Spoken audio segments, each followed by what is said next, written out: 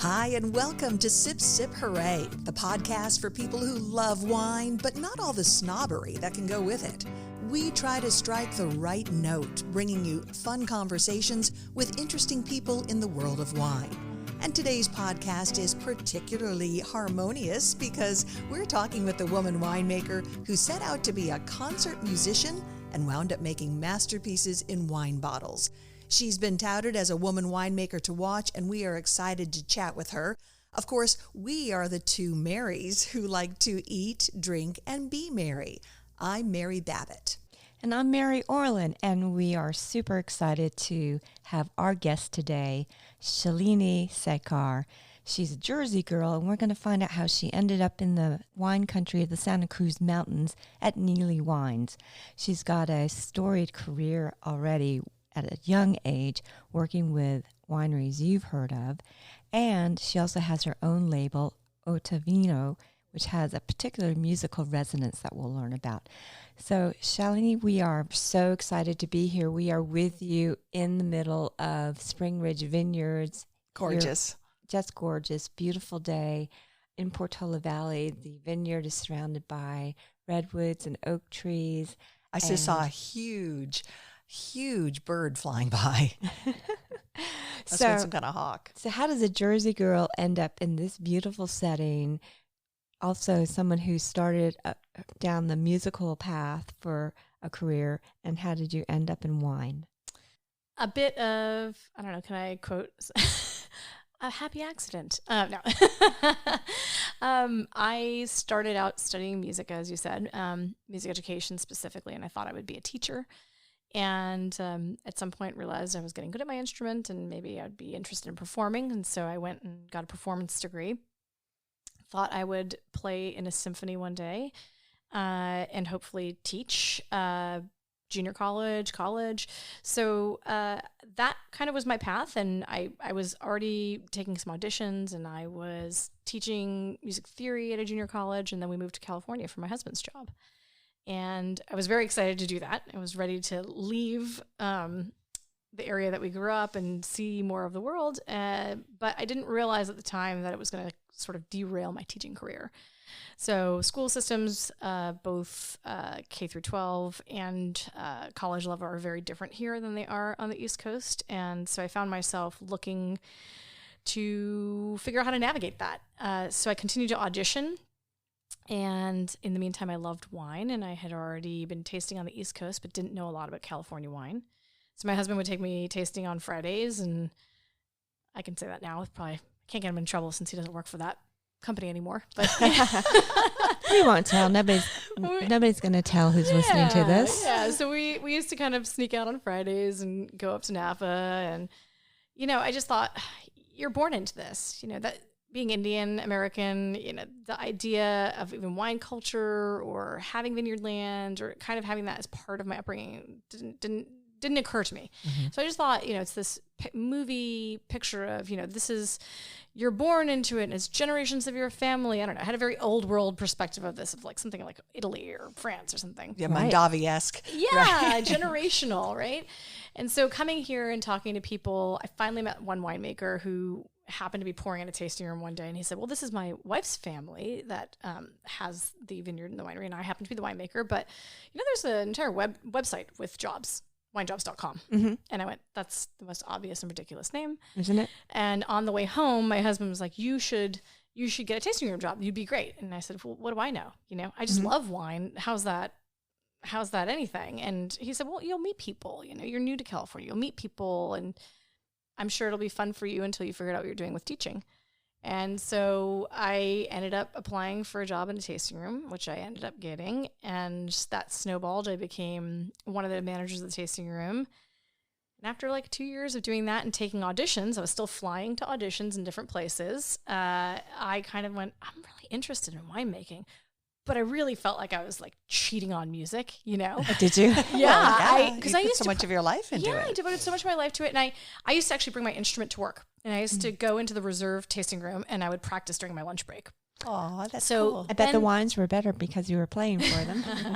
Now there's some folks that actually play like different music to their different tanks. Right. And I think there's something to this. But yeah, so I really felt like I was interested in winemaking and I wanted to check it out. And my husband said, work a harvest, figure it out, you know. But you weren't living in the Napa Valley or Sonoma County or any of that? We were living in San Francisco proper. Okay. And the tasting room that I got a job at was Rosenblum Cellars, which is in the East Bay, so urban winery. So I have my roots in urban winemaking, Gotcha. you know, from day one. And I was lucky. They said, yeah, you can be an intern. We'll hire you. So I left my full-time nice job in the tasting room and I went down to become a cellarette and I loved it.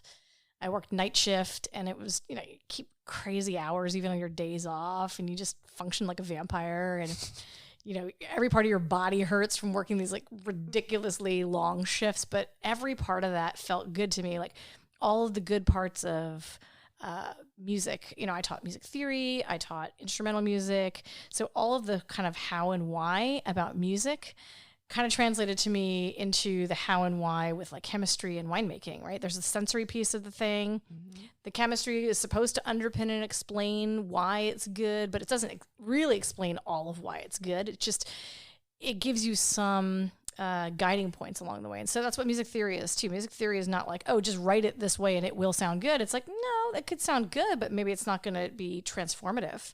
Right? That's like the missing human element, but that is for me, that's the commonality between the two things. I was going to ask you what kind of similarities, if any, there were, because as you said, you put your whole young life into music. So that's really, you were, you know, an expert at that. So, you know, how did you transfer some of that knowledge into wine? Well, I mean, I'll be honest with you. I'm a little bit of a nerd. I like taking classes. So, I realized there were a couple paths forward, right? And I knew I was in for winemaking, and I also knew that meant I was leaving music behind in like the formal sense of my career. And so, you know, I think I lived with a little bit of that guilt for a few years, and I have no regrets now. But did your family give you any guilt on that? No, they were really supportive. They just kind of, you know, they were already supportive. I mean, which Indian immigrant parents let you go major in music, right? Right. And what husband will marry you and then go pay for your master's degree like immediately?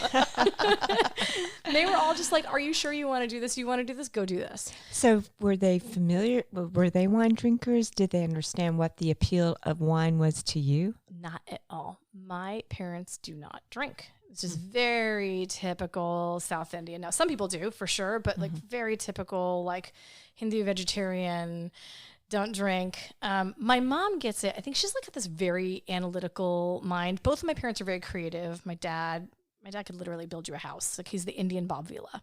but the guy can also like sew you curtains or whatever. My mom is just so, you know, crafty and amazing. She used to do tons of embroidery. She used to sew our clothes. She worked, of course, too. She has all these like random artistic talents, you know? So I think, but my mom in particular really understood this analytical part of things. Like she went on a wine tour with me at some point and was like, oh man, barrels aren't glued together? Like it blew her mind. She was like, wait a second, like describe to me how they make these things, right? So she's had like a couple of sips of wine here and there, but I think, you know, she feels like that ship sailed at her age, that she's like not going to become a regular drinker, but she'll taste and just try to understand. She grew up in a coffee plantation town. South India, we are very serious about our coffee. Yes, everybody thinks Indians are all about tea. I really didn't know that either. I would have said like chai like, or something. Chai is delicious, but like really the part of South India where we're from is like very into coffee. Oh. It's a very serious thing. It's almost as serious as like the Viennese and such are about their coffee culture. My mom grew up in one of these towns, and I always tell her, I'm like, nobody likes coffee when they first drink it, right? Mm-hmm. It's like bitter, and you have to have tons of milk and tons of sugar in it, right? Right. And so she said, yeah, they gave us like mostly milk with a little sugar and a little coffee, and then like the ratio changes. And I said, well, yeah, same with wine. You know, you got to start with kind of like the sweeter stuff. You got to start with like the lighter, like the white stuff that doesn't have the tannins, and then you kind of work your way in. So I think my mom understands it from that perspective, right? My dad still is comparison. Like, you know, that's a really good way to talk to people about getting into wine, and because I know when I first had wine, I probably thought, oh, it's so bitter. Totally. And I think even now we talk about so much like, oh, this wine's dry, as though it's like superior, right? This like very kind of like wine geek speak as like almost like a judgment that if a wine has RS that like you're not sophisticated and you don't know. And it's like, well, for each taste, each person has their own specific taste about wine. But for sure, dry wine, tannic dry wine is not palatable if you don't have sort of a baseline, right? Right, absolutely. Right. And that whole judgment thing on, what's good for one doesn't necessarily mean that's going to be good for another. And just like we all have different tastes in clothing and in art, and I think it's the same for our mouths. And there's so many great wines out there that are made to have some residual sugar. That's the style. I mean, just think of off-dry Riesling, and you look at some of the California red blends that are super popular. They're off-dry. They are. They are. And I think, there's judgment in that. And I can understand, if you've been tasting a lot, if you're in a certain kind of quality level scale, maybe you are looking to that and saying that's not for me. But that's how you got there.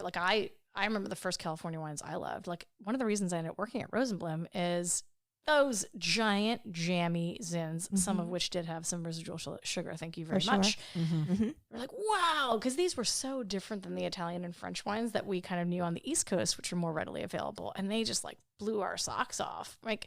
Is that what I want to drink now per se? No. It's got a place, and I can definitely understand why people. But that was my gateway into California wine. So far be it for me to judge anyone for wanting to drink that all day, every day. Well, one of my earliest Chardonnays was KJ Vintner's Reserve, and I thought it was just the best thing ever, and it's still great, and there's a place for it. Totally. My tastes in Chardonnay have changed, but I had a bottle the other day, and okay, it's not as bad as I hear. I was literally just talking to somebody about, we'll not name it, but a very famous Chardonnay that has a certain reputation. And I hadn't had it for years, and a girlfriend poured it for me, and I was like, I'm not that snooty winemaker who's going to turn away this glass. And so I drank it, and I went, great, because I haven't had this in 15 years. Right. And I get it. I get why it's giant. It's a giant wine in many, many ways, right? But that's accessibility and how many cases are produced of that stuff, and with consistency, and it makes people happy. So guess what? Who are we to? So exactly. But I mean, it's not what I'm making here at Neely, but it's good to benchmark. It really is for your palate to really understand, if I want to talk about what California Chardonnay is, what it can be, if I don't understand that whole scale, see the spectrum. I'm not really speaking about anything that really folks can relate to. That is such a great point. And I feel that in so many ways, the wine industry creates this atmosphere where people are just so intimidated, and they're afraid to say, I like those wines. And they think that they're supposed to like XYZ. It might not be to their taste, and that's okay. But I feel like more people need to give everybody permission that you like that, great. And people might love your wines, and some may say it's not their taste, but that's okay, because we all get to have everybody. We all get to choose. Yeah. Hey, let's get back to your path.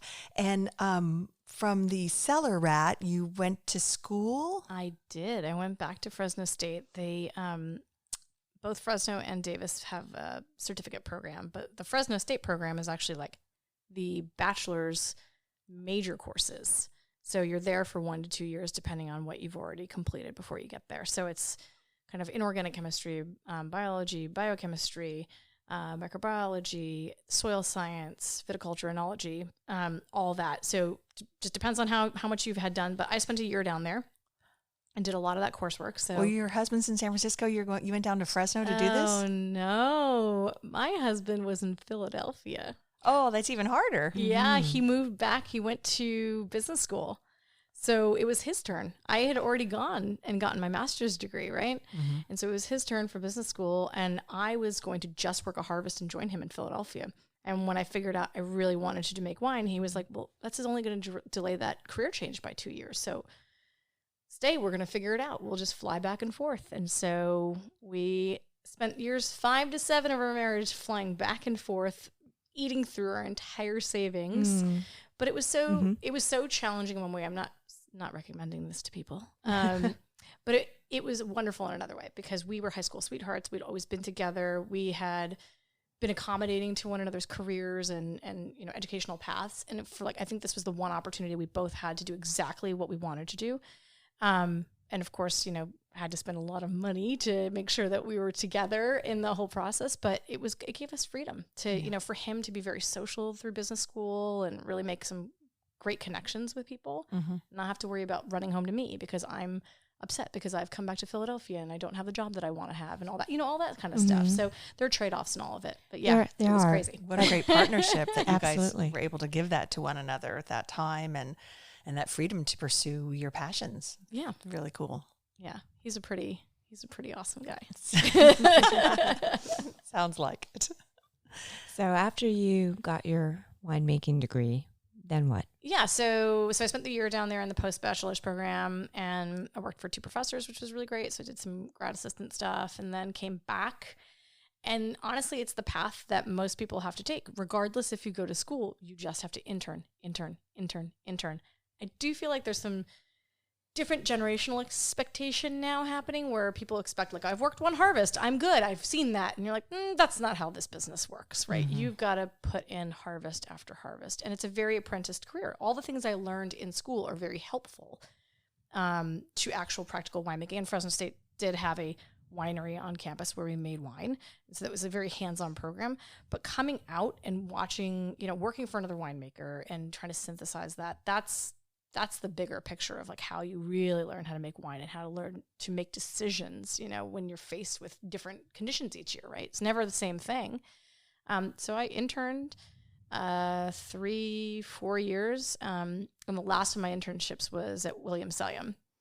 Nice. And yeah, it was my first foray into Pinot Noir. I'm still friends with we're all tight. We all still talk on Facebook, even the guys who are, in Australia and one of the gals who's in Germany, and we all kind of keep in touch. But those of us who are still kind of local, we definitely support each other. I go visit my one buddy every time I'm up checking vineyards. One of my buddies is our vineyard consultant here at Neely.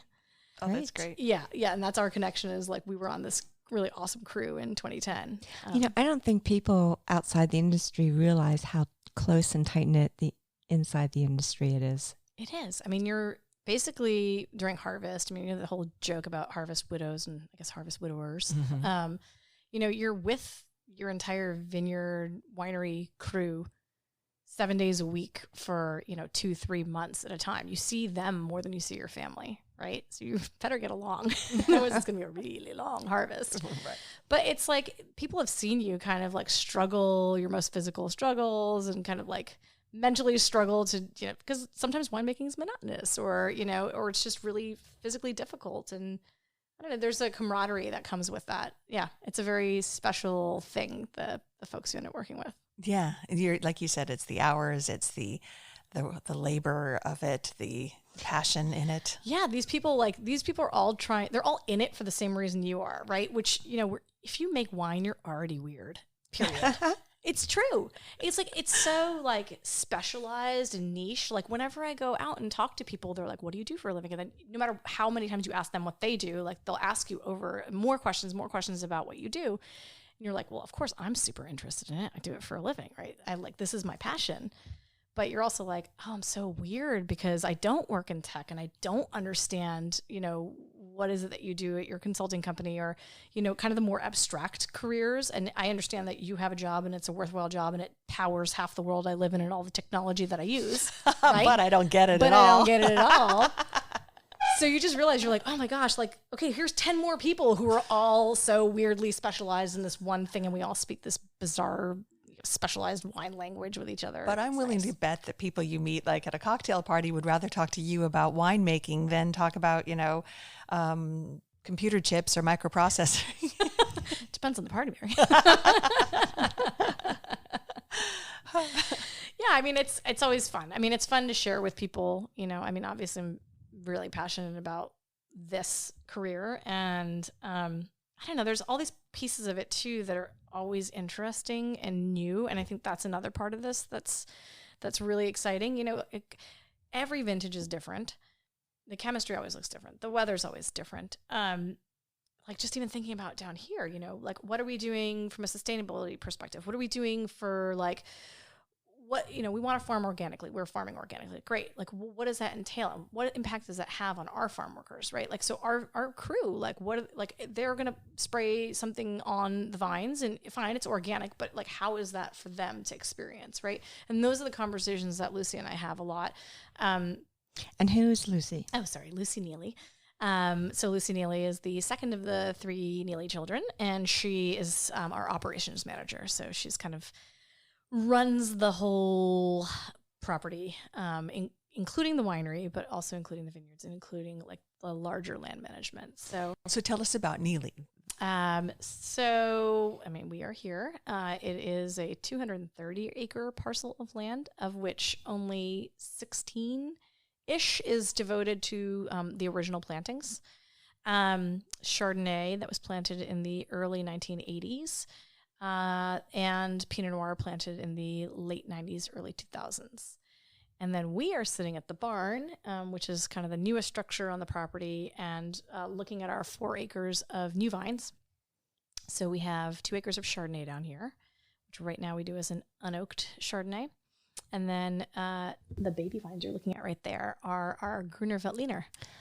And that's what we have in this glass right now. Well, that's from a different vineyard. So I get to be a cool make 2 Gruner winemaker. Ah, okay.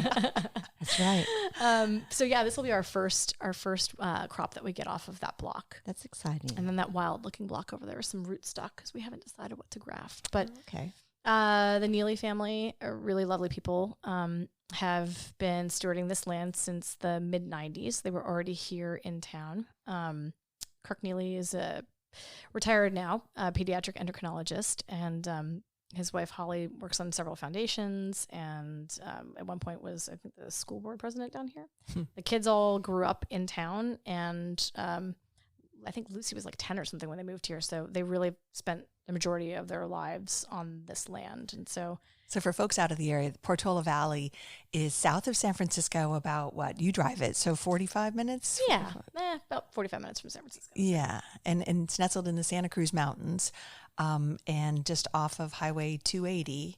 Well, not just off of, it's a bit of a hike, but you're willing to drive it. It's not too bad. It takes me, some silver lining of COVID. Traffic's pretty good. Isn't it true? We've commented on that. It's getting worse, but it's not quite. It's not bad. I actually, during harvest, zip back and forth between, I make wine in San Francisco as well for some other folks. So I zip every day, 7 days a week between here and there. So it's not terrible. Well, tell me about the appeal of having these separate projects that you're doing. Yeah. So you have Neely, you have your own, which is Ottavino. And then you have another 1 or 2 that you're working on? I do. So Waits Mast, who I've been working with the longest of all of my clients. So this is going to be our 9th year together. This will be my 6th year here on the property with Neely. I have one more client, which sounds gross. I'm going to steal terms from my husband's career, which is he's in stealth mode still. So we'll launch his brand next year. Okay. But we have a couple vintages under our belt, making some pretty high-end Pinot. And the appeal, really is I am technically a consultant, which I'm not the Michel Roland. Like, I do not come in, taste your wine, tell you what to do, and then leave. I actually physically will do all the winemaking. Perhaps one day, maybe I'll have 1 or 2 people working with me. But for now, I'm literally foot stomping Pinot Noir and topping barrels in the off season myself. Yesterday I was racking barrels to tank for bottling. So I'm kind of like full service winemaking. And it's all for these kind of boutique or micro boutique wineries.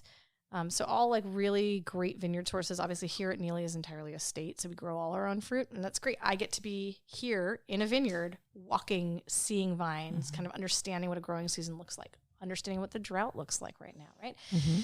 And it's really great because then I have a lot of insight into what's happening in some of my other vineyards, and maybe it looks a little bit different in other regions that I work with. But when I go have conversations with growers, I have like a really informed place to start from and ask questions and kind of see what they're doing in different spots. And to be very honest, I'm a mother. So a lot of balls in the air. I'm making 4 different brands right now, but it's also some flexibility because there are times where Like, for instance, last week, my little guy got some bizarre virus. It was not COVID, thank goodness, but I had to pivot my entire week of what I was going to be doing.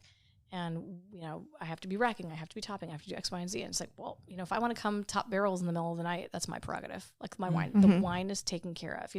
Harvest doesn't care, but outside of that, there's some great flexibility in being a consultant. That being said, I love what I'm doing because I get to make wine from all over California. I'm in Sonoma Coast, Anderson Valley, Russian River, Santa Rita Hills, obviously here in the Santa Cruz Mountains. It's kind of awesome. So it doesn't get as monotonous as it could if you were working the same vineyard over and over and doing the same exact wines over and over. Yeah, although I'm not even sure that would end up being monotonous, right? I mean, like, when was the last time we had a normal vintage? Yeah, what is a normal vintage? Yeah. There is no normal anymore. It's like a moving target all the time now. But yeah, I'm hoping the idea, like I'm also doing my WSAT diploma, which I've been doing for a really long time, but I'm going to finish in the next 2 years. Tell me what that is. Sorry. Oh, it's the Wine and Spirits Education Trust. It's kind of I'm going to not say nerdy. It's a more academic certification than, say, Court of Master Somms, because these folks are not on the floor of a restaurant at any point, right? I'm not selling wine. It was developed for marketing and sales folks in the wine business to kind of improve their education. Now I'm one of the winemakers. There's several who are kind of going down that path. So it's everything from enology and winemaking. There's 6 exams. What's in it for? I mean, what appeals to you about getting that information? I'm a nerd. No, I mean, okay, the quest, the thirst for knowledge. Yeah, yes, for sure. But I think where I was trying to go with that and link this into what we were talking about is that, if I'm tasting wine from all over the world and I'm understanding soil differences or climatic factors or whatever things are really make each, like what makes Chablis Chablis, right? What makes Sancerre Sancerre? Well, what makes Santa Cruz Mountains Chardonnay Santa Cruz Mountains Chardonnay? That sort of contextual tasting and benchmarking. I mean, there's always these like, oh, your Pinot is so Burgundian. Like, is it really? I think it's pretty California, to be honest with you, except that California has this grand range. And of course, I do think we can even talk about, like, I think Santa Lucia Highlands is like this. I think Santa Cruz Mountains is like that. I think Anderson Valley is much cooler. It's like this. So that sort of vocabulary and benchmarking across wines around the world, I think is really interesting and useful to me as a winemaker. And yeah, I mean, the rest of it's really interesting too. There's like wine business and kind of a different parts of understanding, like running a business or understanding, the entire wine industry. Micro wineries, those little boutique things, were these tiny blips on the radar versus like these large scale production wineries throughout the world, right? And so just to even understand what does any market look like, and like what is a pandemic doing to that market? Supply chain is messed up on the winemaking side. Certainly it is on the sales side too. There has to be some understanding of that because our customers are participating in all of this. So that to me is like the interesting stuff in there. Yeah, that's very cool. And so WSET has several levels. There's intermediate, advanced, diploma level, which is kind of like getting a master's in wine, would you say? Or even harder. You're supposed to have your diploma if you want to ever get the Master of Wine certification. If you want to even apply to it. Then there's the Master of Wine, which is the very top level. Very top tier. Very but I misspoke a little maybe, but diploma level, at least in my mind, equates to like a master's degree in another field. Oh, that's interesting. I hadn't thought about it that way. And then the Master of Wine would be more like a doctorate. I think people with like a master in like actual like winemaking might be like a little bit miffed because there is like a very academic chemistry, biology sort of aspect to viticulture and enology masters. But I think I get what you're saying. Like, it's a very specialized program, and if you have that level of wine knowledge, then you've spent quite a few dollars and quite a few days, hours, years of your life devoted to learning that information. So yeah, there's that. Yeah. Well, I marvel that you have time to do this while, consulting winemaking for these different labels, including your own, and being a mother of 2, a 5-year-old and a 9-year-old, you said? Yeah. my little guys are not so little. They're getting bigger. So it's but still, those are both demanding ages with lots going on, activities and things like that. It's a lot, as you said, a lot of balls to juggle. It's a lot of balls to juggle. I'm hoping like what, some of the things like Batonage or some of the other organizations that have popped up in this last year are helping support, women and people of color. Yeah, and let's explain what Batonage is. Yeah. I mean, so it started 3 years ago by two women, Sarah Bray and Stevie Estaciones. And it was a whole idea of supporting women in the wine business and addressing issues that are really specific to women in your advancement in your career, or things that might be obstacles, and trying to understand, how we can support one another and really push forward. Because as you know, there's not that many women winemakers. They say there's more than there were 10 years ago, which is great, but we're still a very few that hold the head winemaker position versus the number of women that actually graduate from degree programs. And that doesn't even account for people who don't go through degree programs, right? Who actually have just as much science background or just as much experience from harvest to harvest as like their male counterparts do. Mm-hmm. But I think, if I think about, spaciousness around, having kids and juggling stuff, the kids, well, I'm always going to worry about them, right? They're going to be in college and I'm going to worry about them. They're going to be married. I'm going to worry about them. And, there's only a certain part of your time and energy that you have kind of the ability to learn and take on and grow personally. And unfortunately for women, those two things happen to overlap. Your career growth is exactly when you have kids, right? And when you're raising your kids. And the same could be said true for my husband, like all husbands. Their expectation generationally is very different from men, I think, now too. And they want that same space to participate in their kids' lives, but also do well in their careers. So I think there is a kind of generational change that's trying to happen. But I feel like at this point, it's not happened quite yet. I've navigated it by being a consultant a little bit, but my plate's always going to be full. And these are the things I want to do. So let me try to be the best mom and the best winemaker and the best wife and the best friend and the craziest person on the face of the earth all simultaneously, right? But you hit on, that's exactly it. You're just trying every day to do what you want to do and what you need to do. And I like your just practical approach about it. You're always going to be busy. You're always going to have demands on your time, and they're always going to need you. And you're always going to want to do this and also be a mother. So it is what it is. It's what it is. Exactly. And, I wouldn't want to look back and be like, I wish I hadn't done my diploma. I wish I hadn't, been at work this much. I would, all these different things. It's like, I love being a mom, but I love being a winemaker, and I actually love being a nerd on the side. And so, to me, it's just like, kind of go full on. And there's days where I'm really being an awesome mom, and there's days where I feel like I'm really, really failing. And there's days where I feel like I'm really rocking as a winemaker. And there's days where I'm like, oh my God, I'm really so stressed out. I'm like, this is not like my best moment.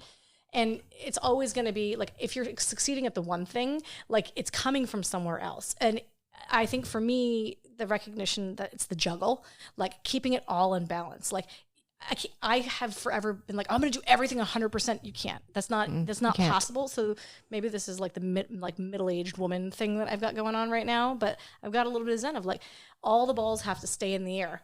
Their place is a little bit different on any given day, right? Right. But like, just keep them all in the air. Yeah, I think that's fantastic. So you are also mentoring women who are entering the wine business and working on the start of their careers. Tell us about that. Yeah, I mean, part of that has been really motivated through Batonage, and probably the fact that I am a middle-aged woman. So I've got this you know what I mean? You've got your head down for so long just trying to like claw at opportunity and claw at like advancement for yourself. And at some point you look up and you're like, well, I have a business. Oh, like I have clients. Oh, I'm a grown-up. I'm a grown-up. Who knew I was a grown-up? And in that moment, you're like, wait a second. Like, so, okay, if I'm here, then that means it's time to start, really trying to lift some other people up. And the one thing I've always loved about winemaking is we have harvest, and we always have harvest interns, right? Mm-hmm. So that's, for me, is like, that's my teaching element. That part that I gave up, like, I never gave up, right? Because you always have that. Every harvest you get to be like, let me show you how to like put the clamps on this way with one hand, and like, turn them this way, because when the next thing you do, the next 6 moves down the road, you're going to have this thing over here and it's going to interfere with that. So like, set it up this way. And so you teach people like great habits from the get-go, right? Mm-hmm. I love that stuff. I love it. And so the idea now that like there is that nudge that's happened these last 3 years, there's now a mentorship program through that. There's several other organizations that are trying to uplift some like people of color and Black wine professionals. And actually just heard like 2 days ago about an organization that's trying to lift up LGBTQ plus folks in the business, which is great. Absolutely, because you never hear about that. You never hear folks, and you know that if it's a struggle as a woman in a cellar, it absolutely is for that community as well. So now I feel like there's all this structural stuff that's kind of emerging, and so it's great to have that formality besides, the internships each year with Harvest. And I'm just trying to also reach out, in terms of making myself available personally, just be like, I did a resume workshop for Batonage a few days ago. I get resumes all the time for internships, and they're kind of terrible these days. And it's like, well, why not volunteer myself up and say, hey, like, send me your stuff. And I kind of just say, like, what can I do for you? How can I be available to you? Do you want to come by the winery and do a tasting? Let's chat. I didn't know any women winemakers personally. It didn't even occur to me to like want to ask someone and like to want to find out that there were women. I was just like, I'm just going to do this job and I'll get recognized for my merit alone. And that's sort of very naive. Well, I think as women, so many, and I can speak for myself, it's hard to ask for help. Yeah, we get shy, I think, and think that we're not supposed to. We're not supposed to. Yeah. If we're in the know, we should know. Mm-hmm. Do you know what I mean? We should know which is what we don't know. It's insane. How would you? And sometimes I look and I see male counterparts, and they're more willing to ask questions, or they're more willing to be like, I don't know that. Tell me more about that.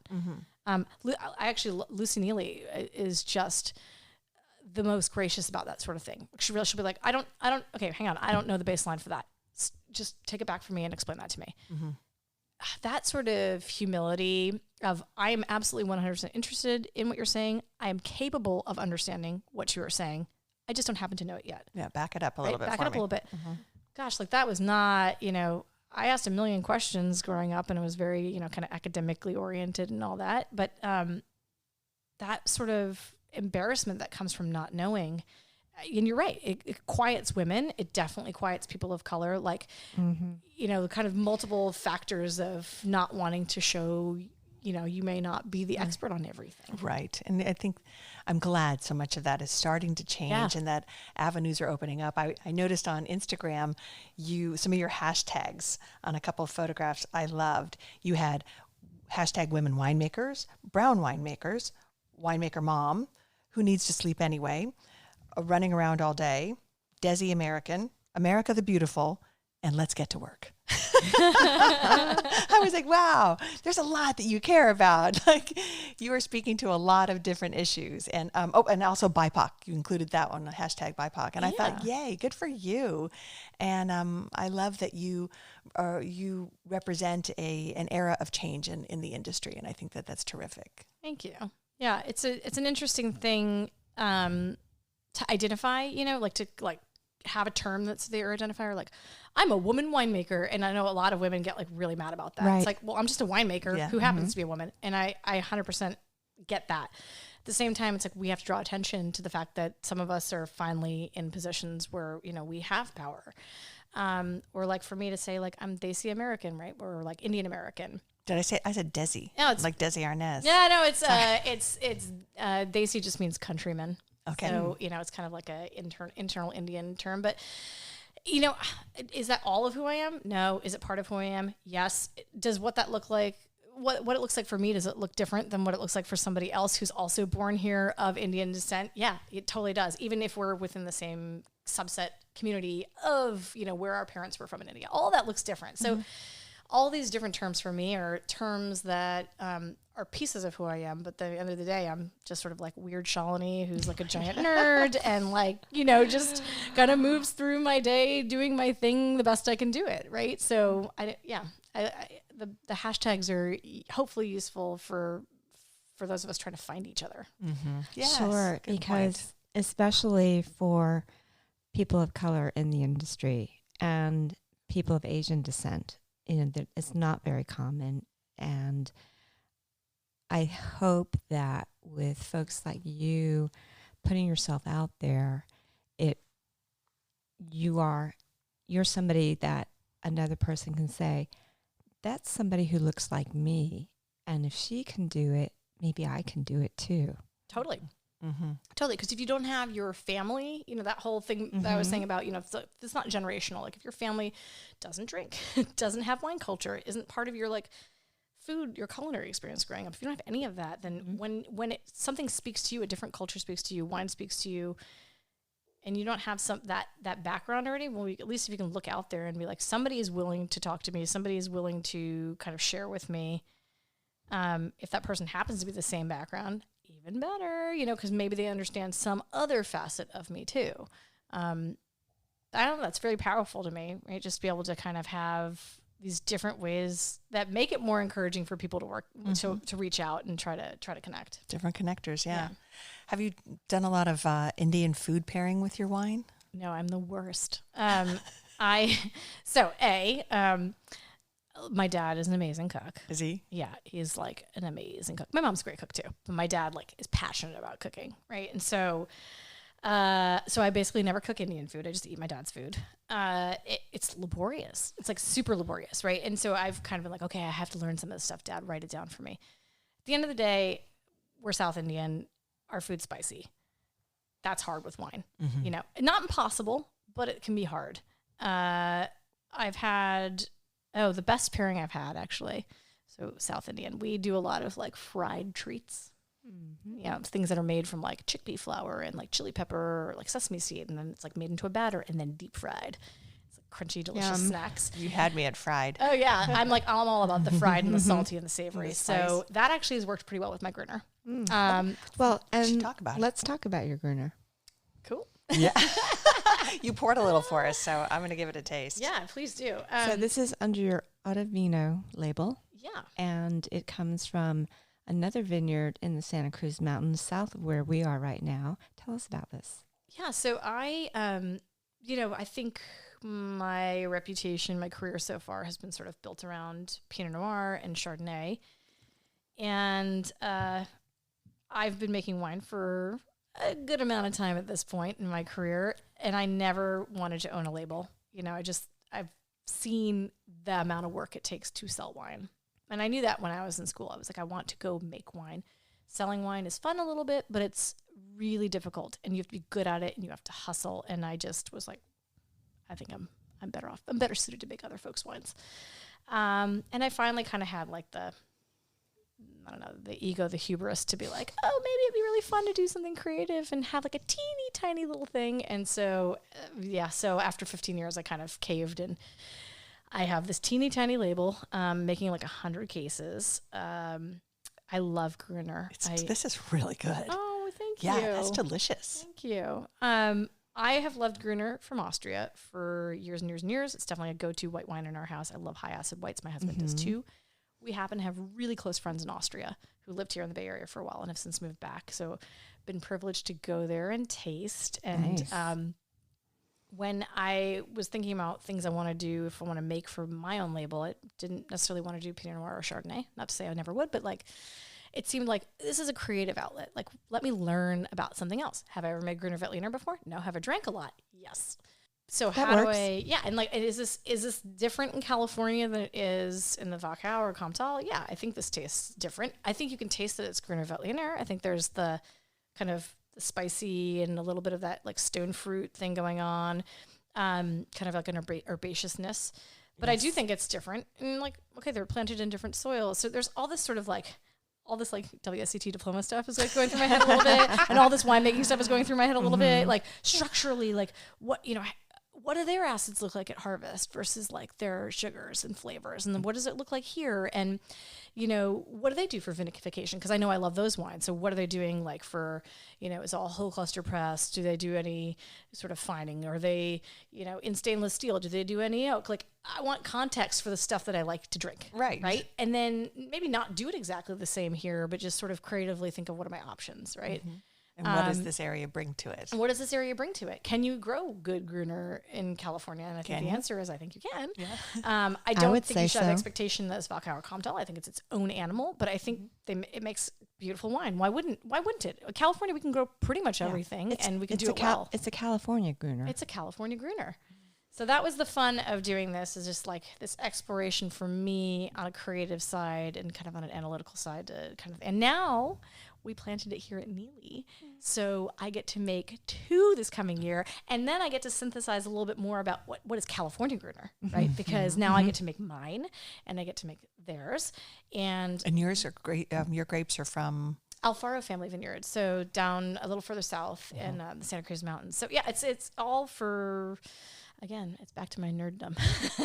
And tell our listeners what Ottavino means. Yeah. So Ottavino is the name of my consulting business for winemaking, and also the label for my wine. And it is the Italian word for the piccolo, which was my main instrument before I sort of left the music world. And obviously the piccolo is a tiny flute, and I work with tiny lots of wine for tiny wineries. That's the connection. And tiny but complicated. Yes, tiny but complicated. Playing the piccolo. I read, because I was like, piccolo? What do I know about the piccolo? Nothing. And I read about it, and it's like, and one of the, like when you Google piccolo, like is one of the things was, is playing piccolo harder than flute? Oh, I love that you Googled it. And the answer is yes, it is.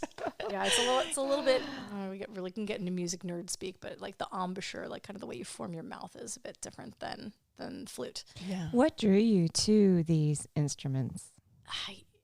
I wish I had like a really great backstory, but literally came home, 5th grade band. Here's the list of instruments, Mom. I don't know what any of these things are. My mom was like, play the flute or the clarinet. And I was like, cool. My God, I didn't pick the clarinet because I was awful at it in college. Part of the music ed degree is you have to take every instrument. Oh. Like a course in it. So my clarinet semester was a rough one. But yeah, I mean, I picked the flute because my mom just was like, the flute's beautiful, pick the flute. And then within that, I had a rivalry with a really close girlfriend because we were just always like, kind of like the top two. And I think our band director got really sick of that. And so he was like, I need someone to play the piccolo. And I was like, great, I'll do it. And then it turned out I was actually like pretty good at it. And that kind of kept me, and my girlfriend also majored in music, same program, like a year after me. And we just laugh about it now because we're like, oh my God, we were so ridiculous because we were always like trying to like vie for number one. And like, this instrument is what separated the two of us and like kept our friendship intact. Did you ever go to band camp? Yes, I did. One time at band camp. That never gets old. We can't put an E rating on your podcast, but my husband's got a couple of good jokes about playing the flute. And yeah, I mean, I did go to band camp. I met my husband in band. So now I'm going to out him. Oh. I met him in marching band. Oh, what did he play? He played the trumpet. Cool. And mind you, he was an engineering major, so I think that makes him a nerd. Whereas I got my degrees in music, so that just clearly makes me a Renaissance woman. Yes. No, we had the goofy uniforms, like the plumes on our head, the whole bit. And fun. I was kind of queen of the geeks. I was one of the 3 drum majors when I was a senior. So like I was like leader. I mean, That's awesome. We were cool geeks. It was cool. Yes, It it's was great good. people. Good for you. Still lifelong friends actually from that. So I have no regrets about being a music nerd. Yeah. So is there a difference in the way you make wines for your label versus Neely? You know, maybe a little bit. Should we try some Neely? We should try some Neely. Dump out what you got going on over there. And here, I'm going to pass this to you so we don't have the sound. Actually, I'm going to hold it up to the mic so people can hear. I'm well. pouring just a little bit of the Neely Chardonnay. And this is the home block. Yeah, this is 2018 home block. You know, I think the big difference with these two wines, my wine is stainless steel fermented. This is a barrel fermented Chardonnay. So that right off the bat is very different. Neely wines have evolved over time. And let's talk a little bit about the background, because some of our listeners may have been familiar and fans of the Varner label. Yeah, so Bob Varner was what Lucy loves to call the first generation winemaker of the property. So he and his brother planted the Chardonnay back in the early 80s and were making wine from the property. And then after the Neelys purchased the property, the Pinot Noir got planted. And so Bob Varner was making both the Neely wines and the Varner wines. Most of the Chardonnays were under the Varner label. The Pinot Noirs were under the Neely label with a little teeny crossover. And when Bob retired in 2015, that's when I was introduced to the Neelys. I was the custom crush winemaker in San Francisco at Roar when they were still in the city. Bob knew the Roar folks and made the introduction. And so we made that wine for 1 year off the property while they were trying to figure out what was going on. I was pregnant with my second kid. So when I met Kirk and Holly, Kirk Neely and Holly Myers, his wife, I was like, my stomach like out to, kingdom come. And they were just gracious every time they would come in and taste wine with us. And then somewhere at the end of that year, Roar told me that they were building a winery and they were leaving San Francisco, and I like panicked because here I am like uber pregnant, like mom of soon to be 2 kids. Mm-hmm. Oh my God, where will I get a job? And they said, well, you can just go ask any of your current clients if they want to stay with you. That's fine. And so Waits Mast, who I'd been working with for several years at that point, stayed with me, and I said to the Neelys, you looking for a winemaker? And they go, we actually are. Let's chat. And I go, well, I'm out to here. And they said, why don't you have the baby first and then we'll talk. Good idea. And literally the first meeting I had, the first time I came to Spring Ridge, the first time I came on property, they're like, bring the baby with you. Aww. I didn't know them at the time that well. And so I was like, I'm not going to bring my baby to a meeting. I did hand him off to my husband in a parking lot of the local shopping mall. In the bucket thing? Totally, in the little carrier. Yeah. And then he got hungry. So at the end of my meeting, my husband met me at the bottom of the driveway here for a like breastfeeding handoff. And Kirk Neely comes down in his truck to like get the mail, and he's like, hi, and he introduced himself to my husband, and he met the baby, and he was like, I'll let you go feed the baby. And I was like, this is my meeting. This is my meeting. But this is exactly why I'm working with the folks that I'm working with, between the Neelys and Brian and Jennifer at Waits Mast and my other client, they're all people who understand that if you have me as a winemaker, I might call you and be like, my kid's sick today. And like, I'll let's. Well, Dr. Neely could probably help. Well, that's true. That's true. But yeah, I'm going to juggle this, and they understand all of that, mm-hmm. and it doesn't faze anybody. My one client doesn't have kids, and he has been out to dinner with me and my children, and the chaos that comes with a 5 and a 9-year-old at a fancy dinner, right? So it's been really lovely to end up working with the Neelys for this amount of time, and then sort of be here through this property transition, because now Lucy, their daughter, is essentially running the business on a day-to-day basis. And so I've been working with her for the last 3 years, which has been just like a breath of fresh air. She's an amazing person who's just all heart, and like for people and for the land, she's just good to the core. And when you have somebody like that who's trying to drive, the whole land, the whole winery, like understand, how do we do this the best way for the people and the place? Like that's the kind of person you want to work with, right? So I love working with Luce. She sounds great. She's amazing. Yeah. And it's been this really wonderful transition here. And now we have the new blocks coming online. So that's kind of a fun new phase. And that's sort of a different winemaking, because nothing down here is oaked. Sure. Well, and prior to these blocks, you've had 3 blocks, correct? So 4? There's 6 blocks up top. Okay. There's 3 Chardonnay blocks. That's what I was thinking. There are 3 Pinot Noir blocks. This Chard is really good. Oh, how would you describe it for our listeners? It's really. I guess I'll actually taste it then. Yeah, it's delicious. It's so well balanced. It's lovely. Thank you. So this is the home block Chardonnay, which is the highest elevation. It's literally outside Kirk and Holly's home. We have very prosaic names around here. So it's barrel fermented. This tends to be the richest, most tropical. I always get sort of like grilled pineapple, like a little bit of like lean stone fruit. And it's really interesting because I feel like people always describe Chardonnay as very neutral, and I don't think Santa Cruz Mountains in particular is very neutral at all. You know, it's very aromatic, the wines down here, not just our property, but like, you know, if you taste go taste a Fogarty or a Reese or, you know, you taste any of these folks' wines, it's like these are very expressive of the fruit. And then, you know, for us, the barrel program is a pretty minimal one. This has no new oak on it. Intentionally, because, you know, I'm not trying to mask the fruit of this wine with a whole bunch of smoky toasty oak. So the kind of oak that we use is a little bit more kind of the cedar. It's more structural. It's a little bit sandalwood. It might be spice, but it's like always a layer that's under the wine. So when we use new oak, it's a very small amount. What stands out for me is the purity of the fruit in here.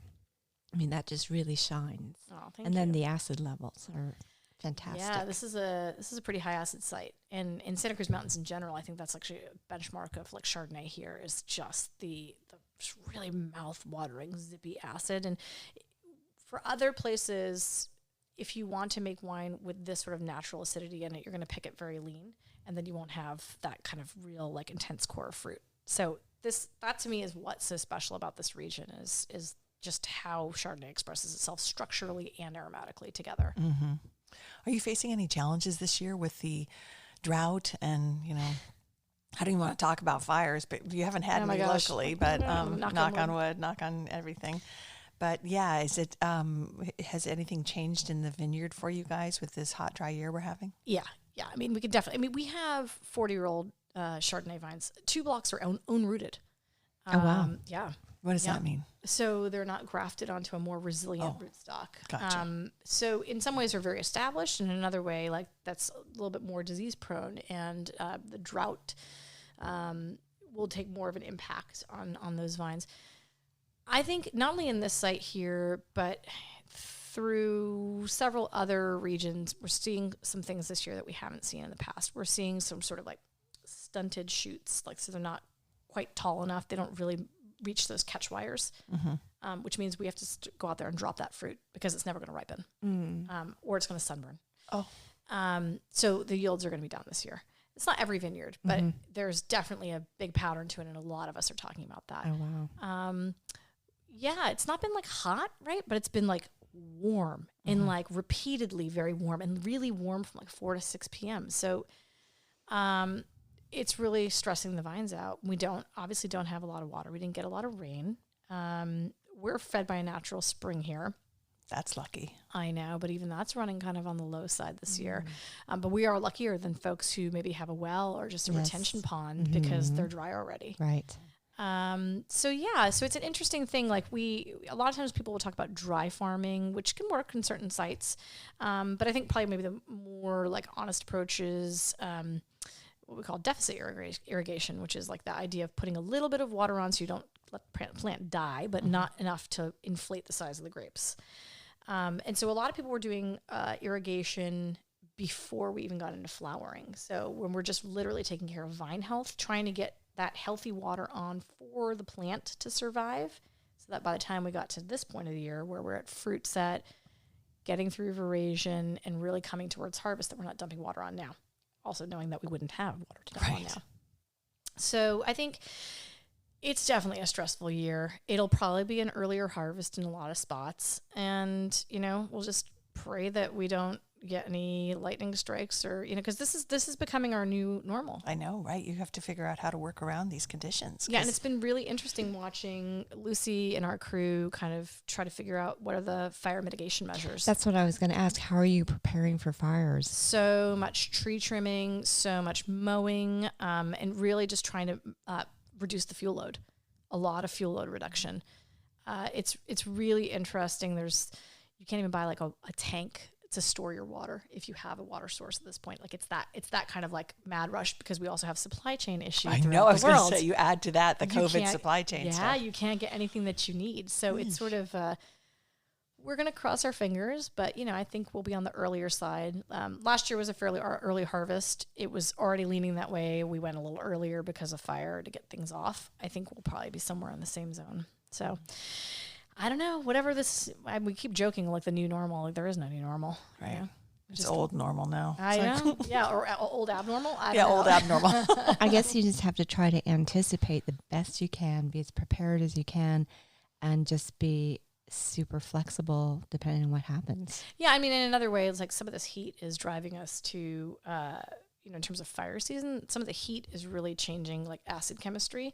So it is pushing us to pick a little earlier. And in that vein, I think people will still actually be really excited because that means your wine's actually going to be lower alcohol, right? Oh, I'm all over that. Yeah. So there's some stuff in there that's like not the worst thing that could ever happen. Yeah. And then hopefully that gets us ahead of like real fire season, So And I think sometimes the low yield years end up being really special. amazing, like 15, which was the like culmination of the crazy droughts. We had like Pinot Noir that looked like currants. It was so teeny tiny, but the intensity of those wines is amazing. Yeah. Speaking of Pinot, I think you have a Pinot for us. Yeah, Pinot. The Chardonnay is so It's- lovely. I know, It's I a feel- shame to dump it. I always feel badly dumping wine. Thank you. Oh, that's beautiful. The color is so light. Yeah. So I thought, if we're gonna taste, we should taste 3 different labels that I make, right? So Great. the Gruner, so this one is- the Gruner's mine. The Chardonnay is the Neely Home Block, 2018, and this is a Waits Mast Pinot Noir from just outside of Anderson Valley. This is actually even closer to the coast. This is the 2017 Oppenlander Pinot. Yeah, I think some California Pinots have become so dark in color, and this is just super sheer in a way. Yeah.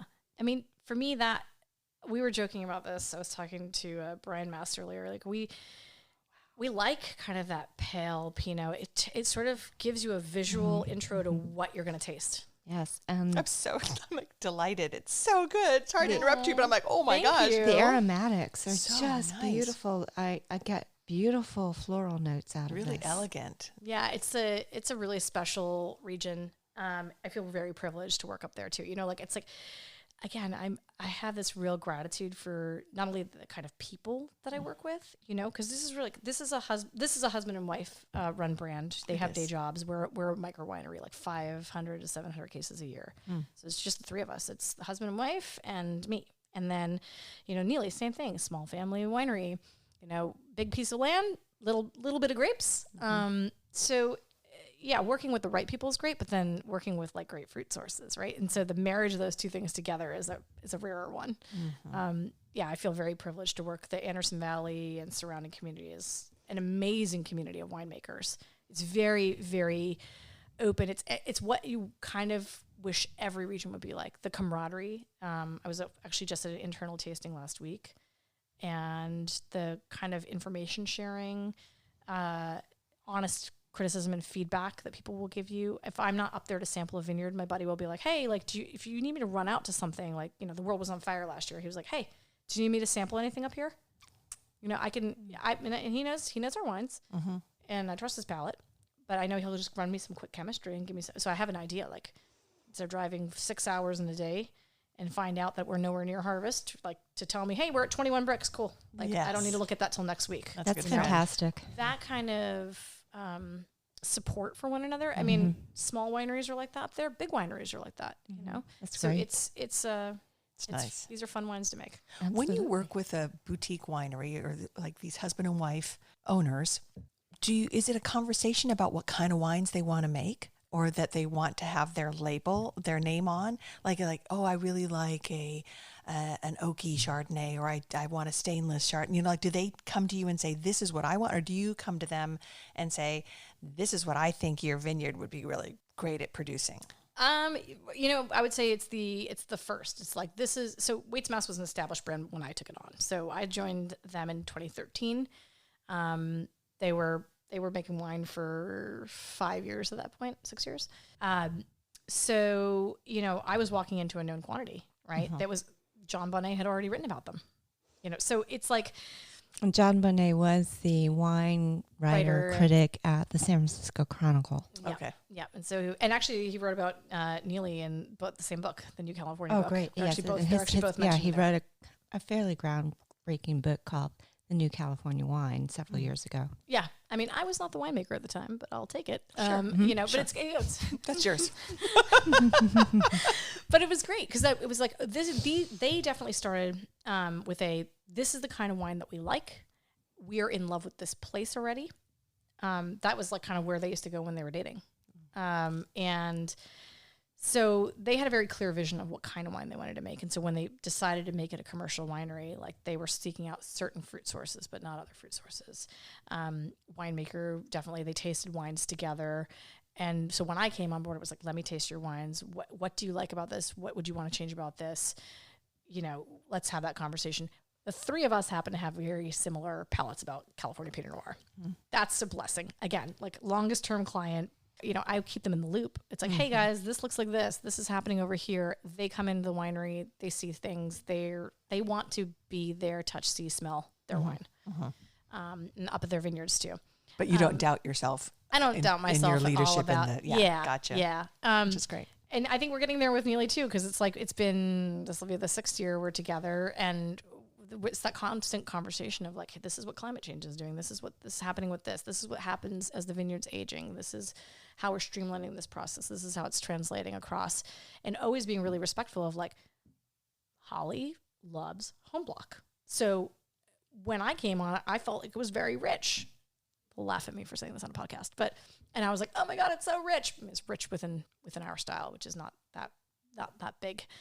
But I was like, I wanted to restrain it a little bit, but like restraining it to the point where I love it and she wouldn't love it, that's not the right move. Right. You know? No. So it's like there's site expression. You know, we're always trying to make these site expressive wines, but there's always a range of what that could be, you know? And I think trying to be really respectful for like, this is where they live. They have been with these vines like almost as long as I've been alive, you know? So it's like, that's really important to be respectful of, you know, what changes are we making and being really thoughtful of them and like thoughtful of what their perception of it, because their name's on the bottle ultimately. Like mine is too, you know, but really trying to have that dialogue. Well, in each case, with these 3 wines we've tasted, you've done a gorgeous job. These are beautiful wines. Thank you. I mean, you really taste the fruit, and there's nothing cloying about them at all. They're just lovely, lovely wines. Well done. Thank you. So I have to ask you, what do you do when I know you've got the 2 kids, but what do you guys do for fun? Are you like, do you have time for like recreational pursuits, or is that like... Do we have time for fun? I schedule my fun. No. Is it napping? Is that your fun? Ask my kids what I want for Christmas. What is it, like they a big will nap? straight up be like, yeah, they'll be like, Mom wants to sleep. Although now I feel like, now that my 5-year-old's getting a little bit bigger, I'm like, oh, you know... Now Mom wants a little bit of a cone of silence. We definitely are doing a little bit more of the staycation thing, you know, this last year. But what's been really nice is I get my cone of silence when I go up to like Anderson Valley and check vineyards, or when I go down to Santa Rita Hills and I stay there, right? Right. But this year, my husband was like, "We're coming with you," and I was like, "What? What? You're invading my." I know, which I felt like weird alone? and territorial about initially. And I got to tell you, it was the biggest surprise. My kids do not mind being in like 5 hot vineyards a single day. They don't. They're great. into it. They like coming down here. My kids come down here. They're always welcome here, which is lovely. They walk with me. You know, they'll taste with me before harvest and stuff like that. They totally are into it. We went to Anderson Valley last summer. We hung out with another one of my winemaker buddies whose daughter's like a similar age. My kids like went down to the river and we swam, and they were just like in heaven. And that's so awesome. yeah, I think for us it's travel, like travel and, you know, food and wine are the things. And, you know, hopefully international travel is going to be back on our radar in the next year, maybe. But those are usually like our big, you know, both of us work hard, work crazy hours, but to take those moments and show the kids these different places and different cultures and different food and kind of be more adventurous. Oh, I love that. Giving that exposure is great. Yeah. Well, and you did mention too, playing music with your daughter, your 9-year-old. Yeah. I mean, not that I practice so much these days, but she's playing piano and she's getting better, and she's at the point where, you know, I'm not a total distraction to her if I play along with her. So she's toying around the idea that maybe we'll play a little duet together when we get to her next recital. Love it. Yeah. Love it. That's fantastic. Well, we know you have a super busy life, super busy schedule, and it's been such a pleasure getting to know you and tasting some of your wines together. And we're so glad you took the time to talk to us today. Oh, it was such a pleasure. Thank you guys so much for coming down and for asking me to do this. It was so I fun. loved it so much. I feel like I should ask you to play us out because you did bring the piccolo, and I'm excited to see it. It's that moment. It's that moment. You might have to edit it though. Yeah, sure. All right, you gotta give me a second here. Let's see. Okay. I'm seated in front of a microphone, and also it's a piccolo.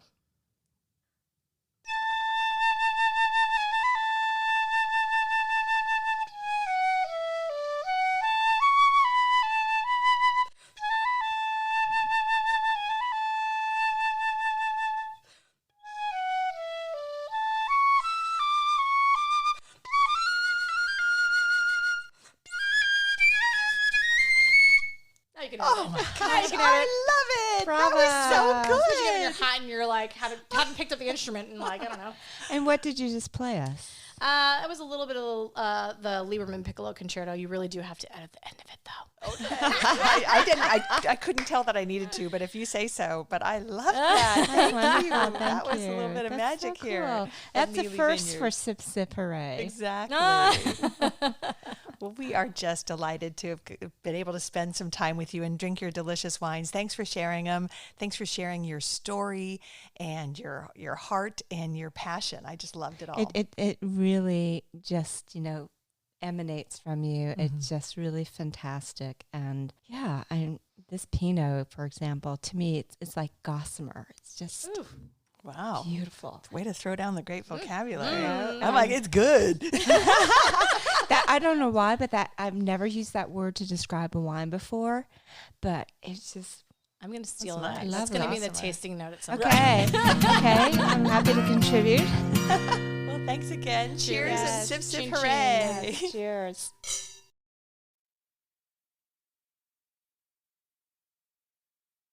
Well, that's going to do it for our podcast today. Thank you for listening to Sip Sip Hooray. We hope if you enjoyed the show that you'll share it with your friends, your family. Spread the word about the Sip Sip Hooray podcast. And you can do that by, one, going to our website, sipsiphooraypodcast.com. There you'll see all the different podcast platforms we are on. And go to your favorite one and be sure to subscribe so you don't miss an episode when it drops. And be sure to follow us on social media. We are at Sip Sip Hooray Podcast on Instagram and Facebook, and Sip Sip Hooray, the number 1, on Twitter. Be sure to tag us with any photos if you've tried any of these wines or been to the wineries. We'd love to hear from you. That's right. We want you in the Sip Sip Hooray family, so do stay in touch with us. And that's going to do it for us, Mary. It's time to go out and eat, drink, and be merry. Absolutely. We're going to pop the cork and raise a glass. Cheers to you, Mary Orland. Cheers to you, Mary Babbitt. Sip, sip, hooray. Sip, sip, hooray.